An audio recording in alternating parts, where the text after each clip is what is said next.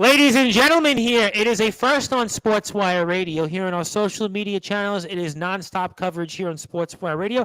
We did wrestling. Now we go into football for the Indoor Football League. Really, really excited about this one because you wanted the best, you got the best. We've got the best. Our defending Indoor Football League champions are Massachusetts Pirates. And of course, the Pirates had one of the longest winning streaks in all of professional sports. Unfortunately, it was snapped here, but we're going to speak about that and get us ready here for the weekend action homestand with our very dear friend. He is an insider for the Pirates.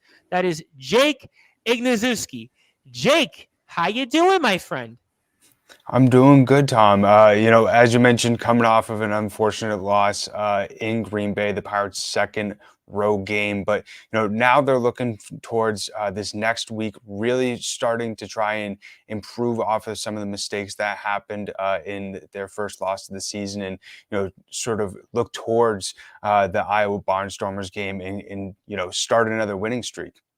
Absolutely. We're going to definitely do that. He had no question about that. And of course, our Pirates will be in action here on the 23rd. So that is this coming Saturday, 7 o'clock. So, of course, if you want more information on the Pirates, please give the Pirates a follow on Twitter at mass_Pirates. You can also go to masspiratesfootball.com/home.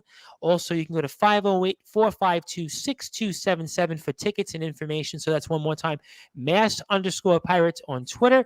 Also, Instagram as well. Also, masspiratesfootball.com/home backpage. So all that information there. And Jake, obviously, we were undefeated. We were perfect, but that was as tough a loss as we're going to find here. We're going to have to bounce back quickly here against the Blizzard. So talk about here, for those that are watching this, how it all unfolded, especially that last minute or so, and literally that Hail Mary.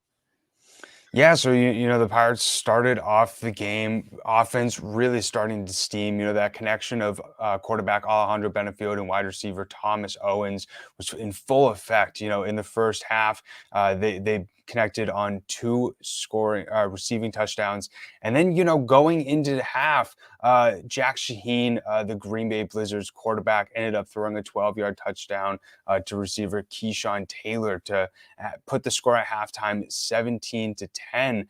And, it was pretty quiet in the third quarter. The only touchdown that was scored was Benefield threw once again to Thomas Owens for his third touchdown of the game. But then, going into the fourth, the Pirates had the lead of 23-10. And that's sort of when things really started to unravel for the Green Bay Blizzard. We saw Jack Shaheen do a great job of not only getting balls to his receivers, but, getting down the field very easily against the Pirates defense. That's something that, especially during after the Blizzard game, I've spoken with head coach as well as defensive coordinator for the Pirates, Rayshon Kaiser, sort of asking him sort of what the team learned from this loss and how they're looking to improve going into this next week. And, he talked about how the defense needs to do a much better job of being able to lock down sort of the secondary. We saw the defensive backs unit be so dominant for the Pirates last season, which helped them have the number one defense ultimately during the 2021 season. But, you mentioned it, the Hail Mary with, I believe it was 4 seconds left that Jack Shaheen threw. It's unfortunate because we saw Deshaun Downey, a defensive lineman for the Pirates, come so close to getting a sack, and Shaheen was able to break the tackle and find a way to huck it up to his wide receiver, Stort. And it's something where you see Khalid Wooten pat down the ball, and that's sort of what You're they're supposed to told do to that do. in that spot when it's a Hail Mary. You're taught that whatever you do, make sure you get up and just smack that ball. You see it all the time, whether it's college, NFL, high school, indoor football, the USFL now. You're always taught to do that. And obviously, that's the difference from our boys being 4-0 and 3-1. And we're talking in a different note, but we're still 3-1 at the end of the day. And we're excited about the team. And I think very quickly, just recap, I think two things for me. In order for this team to get back on track and beat the Barnstormers, it's going to be obviously limit our penalties. 12 penalties for 90 yards. We got to cut the penalties down. And as you mentioned it, Alejandro Benefield, the offensive player of the week last week. I mean, to me, he is our quarterback. He is our offense. For those that are watching, listening for the first time, that's my two keys for us on Saturday. Yeah, we saw Benefield look very well against the Blizzard. He did have some tough moments where it seemed like the coverage on the Pirates receivers was very tough by the Blizzard. And it made it difficult for Benefield to complete the passes, especially we saw in the second half. But I think one of the biggest keys as well is limiting. The opposing quarterback's ability to throw down the field. We've seen not only against Bismarck, but also in this past game against the Blizzard. It seemed like the opposing quarterback seemed very comfortable passing the football, and that's not normally what you usually see from this Pirates defense. They're usually locked down in the secondary, and that's something that head coach and defensive coordinator Rayshon Kaiser really preached to me this afternoon, that they're really going to be focusing on making sure shutting down the secondary. And something else that they have struggled with so far this season is allowing teams to come back in that second half. As I mentioned, the Pirates had a lead going into halftime, 17-10, and we even saw the same thing against Bismarck, and you could say the same thing for the first two games of the season as well. And that's something that I think that they definitely need to avoid against Iowa. No question about that. And of course, we are speaking with Massachusetts Pirates insider Jake Ignazuski. I'm going to have a hard time pronouncing. I think we got it right this time. Obviously, we got it right. We're going to continue to work on that. Of course, you can follow him on Twitter at Jake Iggy. He does a phenomenal job as a team insider for our beloved Massachusetts Pirates. Again, Mass_Pirates on Twitter. Also, again, you can go to Instagram, Facebook, more information. Also, the Indoor Football League's YouTube page where you can watch game content and keep updated with all the great things our boys are doing. Because, listen, like we're around the world, we want to make sure we watch all these games. It's Indoor FL on Twitter as well. For more information, you can also go to goifl.com/index.aspx for all the latest happenings in the world of the Indoor Football League. And obviously, Jake, very quickly here, I know our time is kind of quick here in our recap segments here each and every week, which we're going to do. I think around Tuesdays, we'll see what scheduling is, but we'll do them around Tuesdays, I guess 6:15 or so, depending on our schedules, where all the latest happenings here for our Massachusetts Pirates with you and everybody else. But I think this homestand could not come at a better time for us. And I think this 2-game homestand is going to be key for us to get back on track and reclaim where we were. Couldn't agree more, and I think this game against the Barnstormers is a perfect way for the Pirates to sort of regain that motivation. And going into this game, the Barnstormers have the same exact record as the Pirates do, 3-1, and sort of they're neck and neck there at the top of the conference. I think the Pirates are gonna come out with a lot of determination to ensure that they stick in that first place spot in the Eastern Conference. And looking at what the Barnstormers did against Sioux Falls last week, they're coming off of a 47-37 victory, and they're currently on a 3-game winning streak. So the Pirates need to keep that in mind going into this next week, and especially sort of like we talked about, that they really need to focus on limiting the quarterback's ability to throw down the field. We've seen DJ Peterson be one of the best quarterbacks in the Indoor Football League so far.